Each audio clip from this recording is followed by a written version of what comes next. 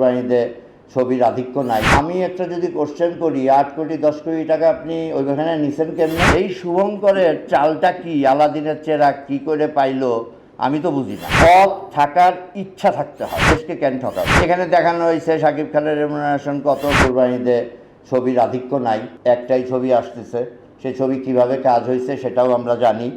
সেই ছবি ইন্ডিয়ার ফাইন্যান্স, ইন্ডিয়াতে কাজ, সেই ছবি কত টাকা খরচ করছে সেটা আমরা যেটা সোশ্যাল মিডিয়ায় দেখছি 8 কোটি 10 কোটি টাকা।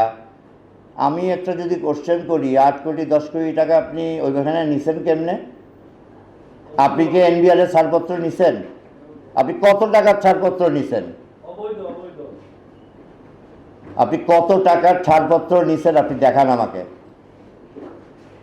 আমি একটা সাধারণ প্রযোজক, আমি দেখতে চাই, তাহলে আমিও জানতে পারবো যে এভাবে টাকা নেওয়া সম্ভব।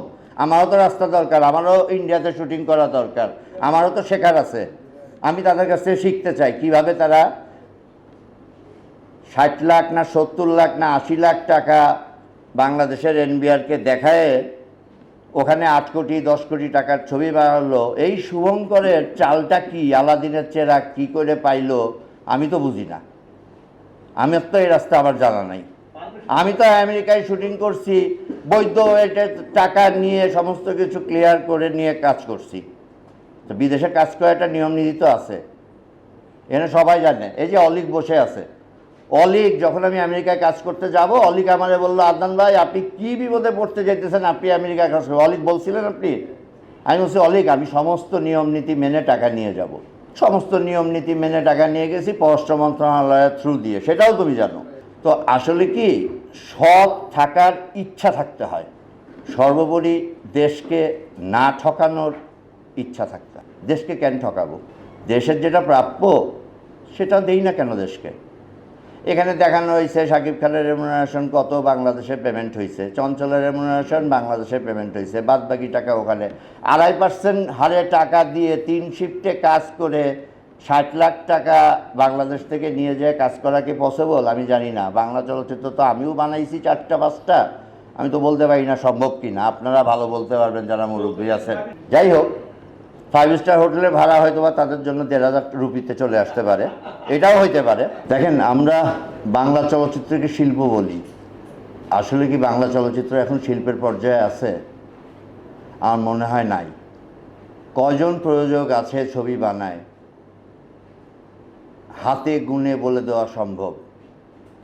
এইটাই কিন্তু এখন সুযোগ পেয়ে গিয়েছে বাইরের প্রযোজকরা।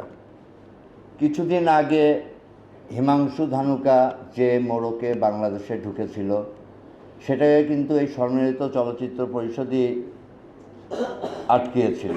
তারা যে মোড়কে ঢুকেছিল, সেই একই মোড়কে কিন্তু এসবিএফ ঢুকছে বাংলাদেশে।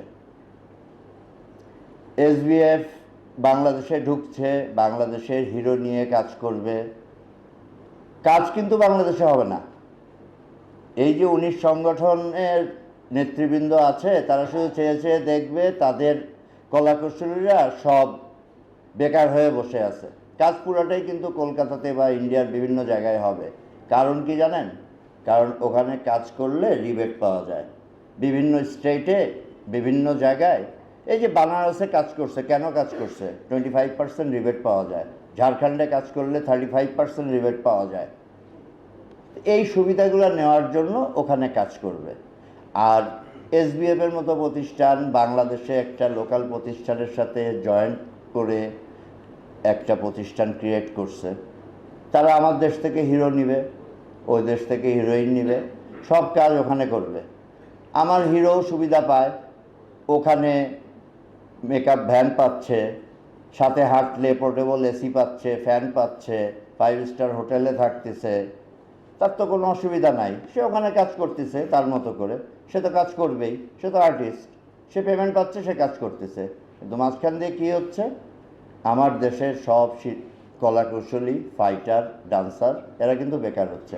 দেখেন, এখানে কথা আছে, আমিও কিন্তু বাইরে কাজ করছি। আমি 34 দিন শুটিং করছি, 16 দিন কিন্তু দেশে শুটিং করছি। একটা গান কিন্তু আমি এফডিসিতে করছি, যাতে ব্যাকগ্রাউন্ড ডান্সাররা কাজ পায়। আমি কিন্তু ফাইট ঢাকায় করছি। কেন?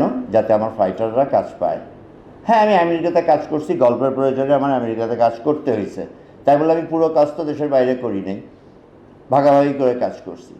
এই সমতা বিধান না করে কাজ করা, তার মানে দেশকে ঠকানো, আমার চলচ্চিত্রকে ঠকানো।